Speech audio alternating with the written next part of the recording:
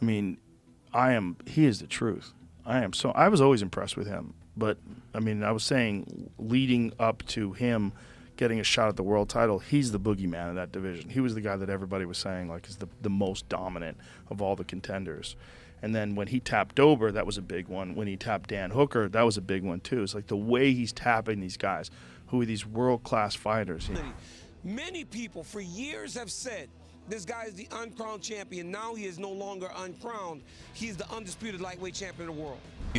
One thing about Islam that I myself as a coach, after training him as many years as I have, I went in and I grabbed Islam and he grabbed me back and I went, holy crap, this guy's strong, really strong. I mean, man, he's strong. Habib is strong, right? But it's a different kind of strong.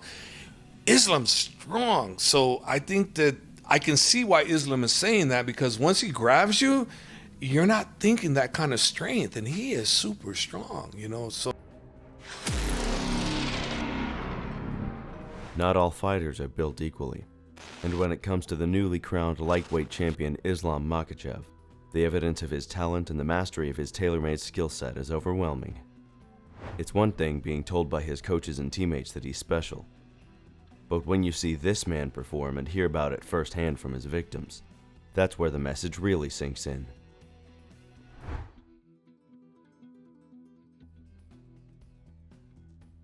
After posting a 4-1 record in the UFC, losing only by way of a flash TKO to Adriano Martins, it was clear that Islam was one of the most impressive prospects in the sport.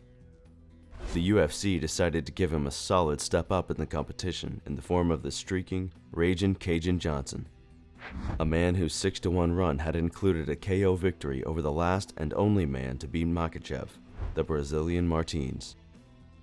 Most people were aware that Islam's best path to victory would present itself when he landed the takedown, but Raging Cajun was confident that most people, Islam included, were overlooking his jiu-jitsu game. But I think it might be that he does overlook my jiu-jitsu just because of the lack of proof of my jiu-jitsu game so far through my UFC. So I think that I will have a couple tricks here and there that are really going to throw him off on the ground as well. It's going to be really interesting to see how he deals with my approach, because I've fought a lot of guys that are very similar to him. Not exactly like him, but very similar to him. He's never fought anybody like me, man. It was a bold statement to make, especially in the face of a Dagestan Sambo standout. And sure enough, when fight night came around, Johnson's confidence was shown to be misplaced. You could just see the self-belief fading from Cajun's face with each passing second he spent in there with Islam. Performances like that one were enough to make most lightweight fighters quite wary of facing this surging Dagestan prospect. But when the unknown Arman Tsarukyan was given the hardest possible debut matchup against Islam in 2019, to his credit, he had the confidence to take it. At just 21, he was one of the youngest fighters in the promotion, but even as he stood face to face with his heavily favored opponent, there was clearly more to this youngster than we initially thought. And on fight night, Tsarukyan made a serious statement about his talents. Though he was clearly a level above Makhachev, this showed us. In the end, his valiant efforts weren't enough, and Makhachev deservedly took home the win. But a new prospect at 155 pounds was born, and Arman himself was quick to give full credit to Islam for his next-level wrestling ability. Islam, he's on different level, you know. His wrestling is good, his striking is good, you know. And I know one guy who can beat him. It's me, and that's it. Look out for a potential rematch between these two down the line. Drew Dober is a real no-nonsense kind of guy. He fights with the intensity of 3 men, and in interviews, he doesn't make any effort to try and fill us with the usual BS that can dominate the airwaves. So when he signed on the dotted line to take on IslamMakhachev, he was naturally quite loose in his prediction, telling the world that he was looking forward to testing Islam to see if he was truly worth all of that hype. Of course, a lot of top guys hyping this guy up. You know, he's got a lot to live up to, and so I'm here to test that hype and looking forward to figuring out. Add to his resume. No, this time it was all Islam. Dude, those Dagestani wrestlers really know what they're doing. They're a problem that no one has seemed to have solved quite yet. But man, I'm working to solve that problem, working for that rematch. Dober returned to Denver with a newly learned lesson about Dagestani wrestlers, something he took on board to eventually go 3-0 in his last 3, with all wins coming by knockout. Another IslamMakhachev victory that's aging like fine wine. By the time Islam reached the lightweight top 10, securing him a fight was damn near impossible. Guys sitting north of him in the rankings knew that they'd be taking way too much of a risk by fighting a championship-level fighter like Makhachev when he wasn't even ranked in the top 5. Thankfully, someone like Dan Hooker exists. And there's another good point. No one else is going to take the fight.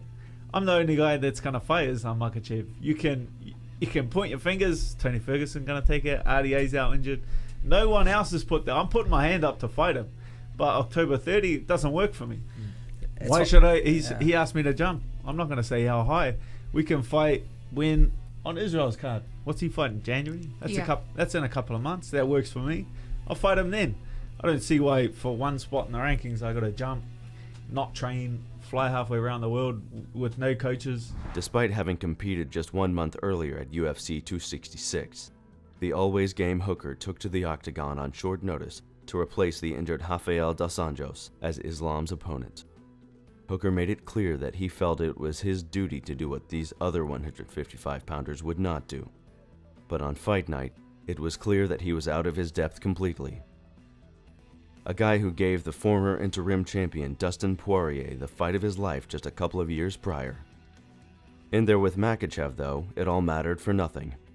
Islam his first top 10 opponent, joking with the media afterwards about how quick the fight was.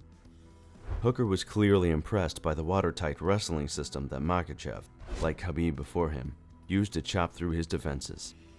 A humbling experience, that's for sure. Like, he'll draw out the clinch, like pretty defensively, pretty hard to hit guy, like keeps his distance, but then once he is in range, he just goes right, tries to grab a hold of anything, overhook, underhook.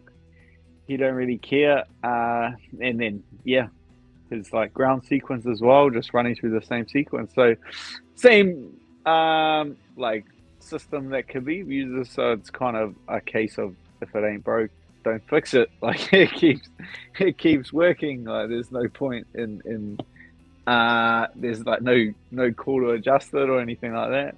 After his win over Hooker, it was clear that Makhachev's place at the very top of the position was set in stone.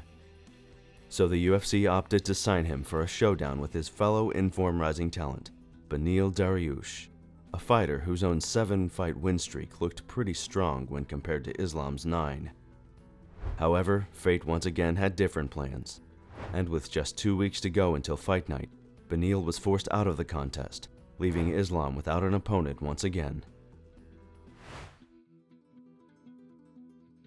Thankfully, Bobby Green is a man who never says no to a challenge. And after putting on a career-best performance in there with Nasrat Haqparast just 2 weeks prior, Green decided to play his hand once again, shooting for the stars with an incredibly gutsy decision. Taking on Islam on just 2 weeks' notice is no easy feat. In fact, when you're up against such a terrifyingly powerful top game, having no time to prepare is going to be a real problem. But when he first came face to face with his opponent, Green was as confident as ever, promising Makhachev that the fight would be over inside 2 rounds. 5 rounds in our main event. We'll see you on Saturday night on ESPN+. Well, as it turned out, Bobby was right on that one. Unfortunately for him, it was Islam who came out on top, totally dominating the fight from top position before finishing Green by way of TKO just over 3 minutes into round 1. But it was clear that this was a real no-win fight for Green, outside of maybe scoring an early KO. Canvas. Okay, I got it now. So what they do is they do this little thing where he's so patient, he's so strong, and he just goes little, and a little until he gets right where he wants to be, you know? And so I tried to do some turning over it as I do it. He went to mount, and he was so strong at holding his mount. I was like, interesting. I could try to get and turn. I couldn't move out of it. I'm like, no one's been that strong before. So I got to work on my weight training and get on my muscles to build up that strength for this. This win once again left Makhachev without a real standout name on his resume.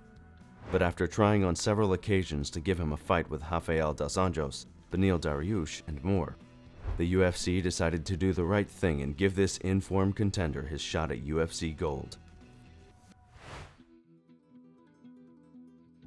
That maiden title shot saw Makhachev paired up against perhaps the most exciting fighter in the sport.